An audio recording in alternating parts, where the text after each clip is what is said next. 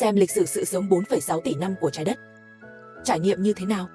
Khoảng 4,6 tỷ năm trước, khí và hạt phân tán trong hệ mặt trời. Sau hàng tỷ năm co rút, và trong sự va chạm và ngưng tụ liên tục của trái tim, trái đất của chúng ta được hình thành. Nhưng lúc này trái đất rất nóng. Không có bề mặt cứng, chỉ có khuôn mặt rộng lớn. Nhiệt độ thậm chí còn vượt quá 1.200 độ C. 4,5 tỷ năm trước, một hành tinh tên Toya va chạm với trái đất. Sóng xung kích mà nó tạo ra nhanh chóng lan rộng, một lượng lớn các mảnh vỡ được phun vào không gian dưới tác động của cuộc tấn công, cuối cùng hình thành mặt trăng của chúng ta. Và vì vụ va chạm dữ dội này, cũng làm cho tốc độ quay của trái đất vào thời điểm đó rất nhanh, một ngày chỉ có 6 tiếng. Trong 300 triệu năm tới, với tiểu hành tinh và hôn mê, những ngôi sao liên tục va chạm dữ dội làm cho trái đất thở dài trong vực thẳm. Trong khi đó, nhiệt từ các vụ phun trào núi lửa và tác động của thiên thạch nó cũng mang lại rất nhiều nước. Cứ như vậy, một trận mưa lớn đã kéo dài hàng triệu năm. Cuối cùng, 4,2 tỷ năm trước, sự hình thành của đại dương nguyên thủy biến trái đất thành một hành tinh đại dương và bắt đầu có những điều kiện cho sự sống. Khoảng 3,9 tỷ năm trước, sự sống lần đầu tiên xuất hiện trên trái đất, đó là nguồn gốc của mọi thứ, một sinh vật đơn bào tên là Lua. Sau đó thời gian đến 2,6 tỷ năm trước, vào thời điểm này, dung nham trên đất liền đã phun trào trong hàng triệu năm. Một lượng lớn khí độc tràn ngập toàn bộ bầu trời. Trái đất được bao phủ bởi một đám mây methane khổng lồ. Toàn bộ bề ngoài cho thấy một vật thể màu vàng. Nhưng lúc này đại dương lại xuất hiện sinh vật phù du. Cấu trúc tế bào của chúng hoàn chỉnh hơn, thậm chí còn phát triển quang hợp, bắt đầu tạo ra một lượng lớn oxy và tích tụ, biến trái đất thành một hành tinh xanh.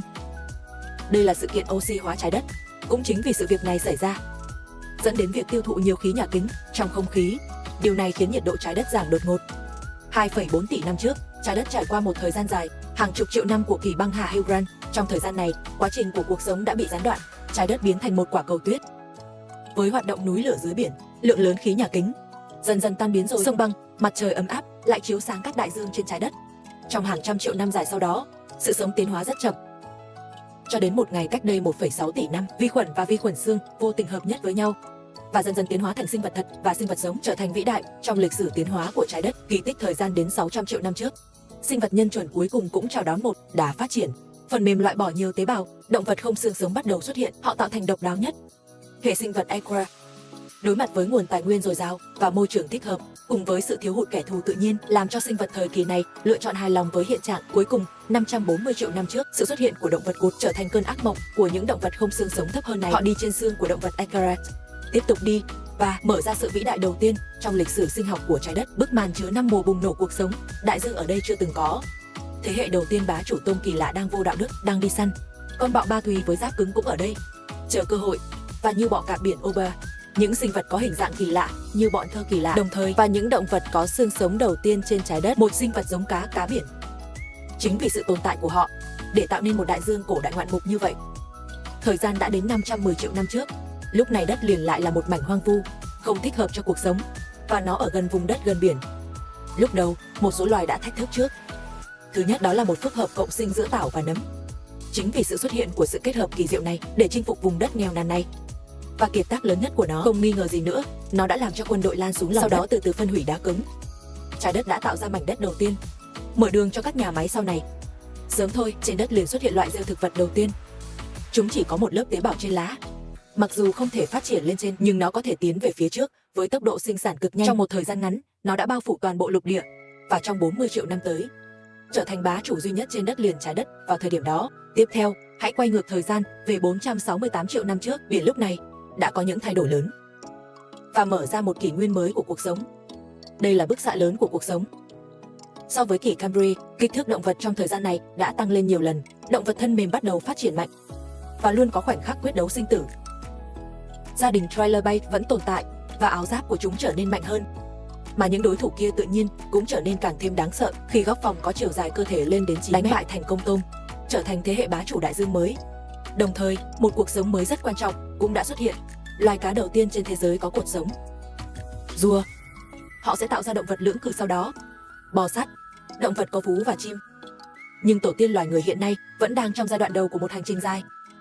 Khi thời gian trôi qua một lần nữa, 460 triệu năm trước, gây nguy hiểm trên đất liền, thành công trong việc phát triển lining, điều này có thể khiến chúng phát triển thô hơn. Để tranh giành ánh mặt trời, họ cũng bắt đầu cạnh tranh khốc liệt. Một vụ nổ thực vật gây sốc chính thức đến. Nhưng điều bất ngờ là, ở đây lâu lắm rồi, hơn 20 triệu năm, khi mọi thứ phát triển mạnh mẽ, trái đất đã chứng kiến sự tuyệt chủng đầu tiên trong lịch sử. Sự kiện tuyệt chủng hàng loạt của Ozoji 445 triệu năm trước, bởi vì trong khí quyển giảm nhanh lượng CO2 trái đất mất đi sự bảo vệ của khí nhà kính. Điều đó đã đưa nhiệt độ vào một mô hình cực đoan. Nước biển nhanh chóng nguội và đóng băng. Hơn một nửa thế giới bị đóng băng. Và dưới những đường vân tinh thể băng đẹp và mê hoặc này, nó trở thành nấm mồ của mọi thứ. Vụ việc này trực tiếp dẫn đến cái chết của 85% số người, nhưng cũng có một phần trong đó, sinh vật thích nghi, chọn khu vực biển sâu. Vì vậy, ngọn lửa của cuộc sống có thể được giữ lại. Ác mộng luôn có một ngày tỉnh lại. 2 triệu năm sau khi đóng băng, nhiệt độ toàn cầu bắt đầu tăng lên. Một sự tan chảy tuyệt đẹp đã bắt đầu. Nó kéo dài hàng ngàn năm. Hầu như tất cả các sông băng đều biến mất, trái đất trở lại màu xanh và bước vào mùa mắc kẹt của sự phục hồi cuộc sống. Trong thời gian này, không chỉ mất hơn 20 triệu năm, sửa chữa sự tuyệt chủng của Ozzy chấn thương gây ra và tạo ra một sự thay đổi lớn. Khi nhiệt độ trái đất tăng lên, sinh vật phù du bắt đầu sinh sản với số lượng lớn. Mặc dù sau khi động vật mặc áo giáp hài lòng thống trị đại dương trong thời kỳ này, nhưng các động vật có xương sống từng không đáng kể bắt đầu lặng lẽ phát huy sức mạnh trong thời gian dài. Đã phát triển hàm dưới có thể di chuyển được. Cuối cùng, 400 triệu năm trước, với sự bùng nổ của thời đại cá, trái đất chính thức bước vào thời đại bùn. Trong thời kỳ này, đại dương chắc chắn là thiên đường của động vật có xương sống và cá rất đa dạng. Là đại diện của cá da hầm, thích hợp hơn để trở thành bá chủ trong thời đại bùn đất. Săn mồi biển lớn nhất, cơ thể của chúng dài tới 10 mét, nặng 4 tấn, không chỉ có áo giáp cực kỳ cứng. Lờ cờ cắn của nó cũng rất đáng kinh ngạc, ngay cả những tảng đá rất cao của Ấn Độ cũng có thể cắn thành từng mảnh. Có thể nói là có hàm dưới tuyệt vời, kết hợp với cột sống linh hoạt, một sự kết hợp hoàn hảo để cho các loài động vật có xương sống sau này tiến về phía trước. Đồng thời, đất liền cũng không còn là rêu đơn giản nữa, nấm và cây đào trần, đào thật, thực vật phát triển thành cây cao hơn 10 mét. Rừng hình thành nhanh chóng, thành phần đất và khí quyển được tối ưu hóa. Cuộc sống trên đất liền bắt đầu nở rộ và là loài động vật cụt đầu tiên hạ cánh và trở thành lãnh chúa đầu tiên của khu rừng nhiệt đới nguyên thủy này. Một ngày cách đây 370 triệu năm đã xảy ra một phép lạ lớn trong lịch sử tiến hóa. Loài cá vây thịt duy nhất thở bằng phổi dưới sự áp bức liên tục của cá da cồn, lần đầu leo lên bãi biển, hoàn thành kỳ tích hạ cánh. Cũng chính vì thế, nó được tạo ra trong tương lai. Khu vực động vật có xương sống lớn nhất thế giới trên đất liền, có thể nói tất cả các loài chim và thú ngày nay, ngay cả con người cũng phát triển từ đó. Có lẽ là do sự tồn tại của đặng thế du quá nổi loạn, thiên nhiên quyết định mở lại trò chơi. 360 triệu năm trước, núi lửa dưới biển và trụ địa lý bất ngờ phun trào liên tiếp, dung nham nóng khiến nhiệt độ nước biển tăng nhanh. Hãy để đại dương này vốn đã hưng thịnh, từ đó rơi vào địa ngục kinh khủng. Mặc dù một nửa đàn cá thất bại, nhưng con cá vẫn sống sót. Cho đến sau, khi số lượng sinh vật phù du bùng nổ, làm cho hàm lượng oxy trong đại dương giảm nhanh chóng. Điều này không chỉ làm cho cá Đặng Thị từng kiêu ngạo hoàn toàn rút khỏi lịch sử sân khấu, đã giết chết 75% sinh vật biển trên khắp thế giới. Đống đổ nát của cuộc sống. Đây là lịch sử của trái đất, sự kiện tuyệt chủng thứ hai, đại tuyệt chủng. Nhưng lúc này đất liền lại là một cảnh tượng khác. Thời gian đến với thời kỳ than đá, khoảng 345 triệu năm trước. Lúc đó các mảng lục địa không bị phân tán như ngày nay, mà là trong một quá trình hội tụ dần dần. Những khu vực rộng lớn của rừng nhiệt đới cũng tập trung ở đây, làm cho thời kỳ này khí hậu ẩm áp và ẩm ướt, với những khu rừng tươi tốt và đầm lầy. Điều này cũng dẫn đến hàm lượng oxy của trái đất đạt đỉnh chưa từng có. Nồng độ oxy tại thời điểm này thậm chí còn gấp đôi so với bây giờ, cũng bị ảnh hưởng bởi điều này. Trong thời gian này, nhiều vết cắt có kích thước lớn bất thường đã xuất hiện. Động vật chân tay, ví dụ, có những con chuồn lớn hơn đại bàng, máu thải khổng lồ dài hơn 1 mét và kích thước cơ thể có thể lên tới 3 mét. Con đường khổng lồ tàn bạo. Do đó, kỷ than đá còn được gọi là thời đại của côn trùng khổng lồ, và loài cá vây thịt đã từng hoàn thành kỳ tích hạ cánh cũng tiến hóa thành người hâm mộ đá có tứ chi. Không chỉ trở thành đỉnh cao của vùng biển thám hiểm đá, động vật ăn thịt cũng đánh dấu đổ bộ. Thời đại của động vật chính thức mở ra. Thời điểm đến 320 triệu năm trước, đất đai của trái đất theo thời gian hợp nhất thành một lục địa Pangaea, từ đó khí hậu trong đất liền trở nên rất khô. Những khu rừng che khuất mặt trời đã tan rã. Sông và đầm lầy gần như biến mất. Những vùng đất rộng lớn bắt đầu bị sa mạc hóa, điều này làm giảm đáng kể nồng độ oxy. Những con bọ khổng lồ này cuối cùng vì khó thích ứng mà đi đến diệt vong. Đây là sự sụp đổ của khu rừng mưa cô đơn than đá. Một số loài lưỡng cư cần đẻ trứng trong nước. Nó cũng được thanh lọc do nguồn nước giảm. Màng ngoài của trứng dần trở thành vỏ cứng. Như vậy có thể sản xuất trên đất liền, trên mặt đất tạo thành quả trứng đầu tiên trên trái đất. Đồng thời một số loài lưỡng cư cũng tiến hóa thành động vật len. Điều này làm cho họ có thể hoàn toàn thoát khỏi giới hạn của nguồn nước để khám phá những khu vực xa hơn trái đất. Điều này mở ra kỷ nguyên cuối cùng của đại cổ sinh, một thời đại của những con thú khổng lồ.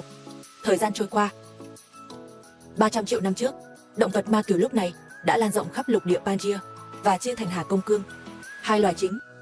Vương triều vô tận tranh đấu cũng từ giờ phút này chính thức bắt đầu. Nhưng lúc đó, Tây Hành Cương đại diện bởi đàn giáp long còn rất yếu. Mặc dù chiều dài cơ thể có thể lên tới 3,5 mét, nhưng lại ăn thực vật. Ngược lại, Hà Công Cương đại diện cho một thức thú nhưng lại trở thành kẻ săn mồi hàng đầu trong thời đại của đĩa thứ hai. Chúng dài hơn 3 mét, kích thước đầy đủ lên đến 15 cm. Các sinh vật thép hướng Tây như rồng Zaria. Mặc dù lúc này Hà Công vừa như mặt trời mọc, nhưng cũng không phải không có dị loại, chẳng hạn như rồng nước nhút nhát. Một tia gió thổi cỏ, chúng ta có thể dọa chúng trở lại hang. Có lẽ cũng chính vì tính cách này, sau khi nó trốn thoát, sự kiện tuyệt chủng khủng khiếp. Thời gian đã đến 250 triệu năm trước với một tiếng động lớn. Hiện nay, siêu trụ địa Man dưới đáy biển tỉnh Tứ Xuyên bất ngờ phun trào, động đất lớn xé toạc mảng đáy biển ngay lập tức và ảnh hưởng vùng núi lửa Siberia đang hoạt động. Hàng nghìn tỷ tấn dung nham phun ra từ Yemen và lan rộng khắp thế giới với tốc độ chóng mặt, cuối cùng đã nuốt chửng một nửa lục địa Pangaea. Mặc dù một số loài động vật có thể thoát chết, nhưng thảm họa còn lâu mới kết thúc. Sau đó, các tia lửa rơi xuống như mưa và gây ra một đám cháy rừng lớn, chuỗi thức ăn bị đứt gãy. Toàn bộ hệ sinh thái đã hoàn toàn sụp đổ. Tất cả động vật đều chết trong cuộc đấu tranh. Trái đất cũng rơi vào sự im lặng. Đây là chuỗi tồi tệ nhất trong lịch sử. Sự kiện tuyệt chủng. Trong thảm họa thiên nhiên này, không chỉ bị hủy diệt, có tới 95% các loài trên trái đất. Thậm chí một lần, sinh quyền trái đất đã phát triển qua hàng tỷ năm, bị phá hủy. Nhưng may là mọi thứ cuối cùng vẫn để lại một tia hy vọng. Sinh vật nấm đầu tiên tiếp quản ngày tận thế với khả năng phục hồi nghĩa trang sau hàng chục ngàn năm phục hồi. 250 triệu năm trước, trái đất cuối cùng đã mở ngôi mộ lớn của đại trung sinh. Kỷ Trias bắt đầu sau sự tuyệt chủng hàng loạt. Hầu như không có cuộc săn lùng lớn. Điều này làm cho loài rồng nước phát triển mạnh mẽ. Từ đáy của chuỗi thức ăn trước đó, đi thẳng lên đỉnh. Trong thời gian này, số lượng loài thủy long thú chiếm 3/4 tổng số động vật có xương sống trên cạn. Đây là điều mà các loài động vật khác chưa từng làm trước đây, nhưng sự thống trị này rõ ràng cũng sẽ không kéo dài. Với sự thay đổi của địa hình ba mùa, nhiệt độ ở Pangaea bắt đầu tăng vọt. Ở trung tâm đất liền, nhiệt độ của khu vực này thậm chí lên tới 60 độ, tạo ra sa mạc lớn nhất trong lịch sử trái đất. Trong suốt thời cổ đại, rất ít động vật có thể sống sót trong sa mạc. Nhưng thằn lằn là một ngoại lệ. Khả năng thích ứng mạnh mẽ của nó để họ có thể vươn lên từ sa mạc. Cuối cùng là 248 triệu năm trước, con thằn lằn nhỏ từng không đáng kể, dần dần phát triển thành ác quỷ mạnh mẽ, không chỉ có khả năng phòng thủ vững chắc, cũng thành thạo kỹ năng săn mồi mạnh mẽ và sẽ thống trị trái đất. Loài rồng nước gần 4 triệu năm đã trở thành bữa tiệc buffet, từ đó trái đất chính thức bước vào triều đại bò sát. Trong thời gian này, nhiều loài bò sát khác nhau đã xuất hiện, làm cho cạnh tranh trên đất liền trở nên vô cùng khốc liệt. Đồng thời, hạn hán kéo dài cũng làm cho nhiệt độ trái đất đã đến điểm tới hạn. 234 triệu năm trước, sâu trong lục địa Pangaea khô cằn này hạ xuống một cái lâu rồi không trong cơn mưa lớn. Thời kỳ ẩm ướt 2 triệu năm, nó đã thay đổi hoàn toàn diện mạo của cả lục địa. Đây là sự kiện Carney 7 hỗn thoại đã cấy nổi tiếng. Tất cả các loại cây xanh nhỏ phát triển điên cuồng như măng sau mưa. Đất từng khô cằn trở nên ẩm ướt, đồng cỏ dần biến thành rừng. Và các loài trên trái đất cũng bắt đầu có sự thay đổi lớn. Những người trước đây đã tiến hóa do hạn hán. Động vật lùn và ngắn chỉ có thể ăn cỏ, không thể thích ứng với những thay đổi của môi trường, dần dần tuyệt chủng. Rùa biển và động vật có vú bắt đầu bước lên sân khấu của lịch sử trái đất. 230 triệu năm trước, rồng chữ thập phương Nam ra đời, bắt đầu thay đổi hướng tiến hóa của trái đất.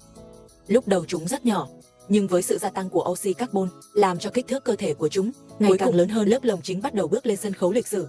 Mặc dù trái đất đã mất 50 triệu năm phục hồi hệ sinh thái, nhưng cuối cùng vẫn không thể trốn tránh phán quyết của số phận. 203 triệu năm trước, chuyển động thường xuyên của vỏ trái đất gây ra một loạt các vụ phun trào núi lửa trên toàn thế giới và thải ra một lượng lớn CO2 vào khí quyển và khí methane, tăng khí nhà kính, gây ra khí hậu ấm lên và thiếu oxy trong đại dương. Đó là 76% các loài không thể thích nghi với những thay đổi lớn trong môi trường, mất khỏi trái đất. Đây là sự kiện tuyệt chủng hàng loạt của các loài Trias. Nhưng may mắn là loài khủng long chính đã được lịch sử lựa chọn một cách kỳ diệu. Thời gian đến với kỷ Jura 200 triệu năm trước, long tộc sẽ trỗi dậy mạnh mẽ trong thời đại này. Thằn lằn bay và chim bay lên trời, động vật có vú xuất hiện, các sự kiện tiến hóa đáng kinh ngạc xảy ra liên tiếp. Khủng long chính thức tuyên bố chủ quyền trái đất. Trong đó có rất nhiều sinh vật tiêu biểu. Ví dụ, một con rồng khổng lồ dài tới 27 mét, rồng bay đầu tiên chinh phục bầu trời, kẻ thống trị tàn bạo của đại dương, rồng răng cưa, kẻ săn mồi hàng đầu của đất liền, tác giả Etheron, và một con Stegosaurus có thể sử dụng đuôi làm vũ khí. Những động vật có vú thực sự cổ xưa nhất. Động vật kỷ Jura Trung Quốc có thể nói thành công của vương triều khủng long không chỉ là sự thống trị lâu dài. Những sinh vật kỳ lạ này, với sự giúp đỡ của môi trường, mở ra một cảnh tượng cuộc sống tuyệt vời như vậy. 145 triệu năm trước, trái đất cuối cùng cũng chào đón sự bùng nổ của các loài sinh vật. Trong thời gian này, vô số bông hoa đầy màu sắc bắt đầu xuất hiện xung quanh để thụ phấn, làm cho sự đa dạng thực vật đạt một thời kỳ hoàng kim khác. Đồng thời, triều đại khủng long cũng đạt đến đỉnh cao. Trong thời gian này, phong thần Dực Long bay lên trời, tranh giành quyền trên không với Dực Long. Hạ Thủy Chương đổ bộ, tranh giành quyền kiểm soát dòng sông với những con quái vật nguyên loài khủng long đất liền lớn nhất. Rồng Poseidon đứng trên cao nhìn xuống mặt đất. Con cá sấu khổng lồ đang để mắt tới bờ sông. Những con rồng nhỏ biết bay di chuyển giữa rừng rậm. Rồng móng vuốt lỗ với móng vuốt khổng lồ đang hợp tác săn bắn. Rhinoceros lớn nhất đang chiến đấu với nhau. Vách đá nhỏ bé biến đổi, trở thành một con rồng khổng lồ thống trị toàn bộ đại dương. Và Tyrannosaurus Rex, vua của Tyrannosaurus thống trị toàn bộ lục địa Bạch Fury. Có thể nói các sinh vật trên trái đất đã hoàn toàn tiến tới một thời kỳ hoàng kim, nhưng chính là như vậy một cái mạnh đến không thể lay chuyển, đế chế cuối cùng cũng mở ra một cái lịch sử.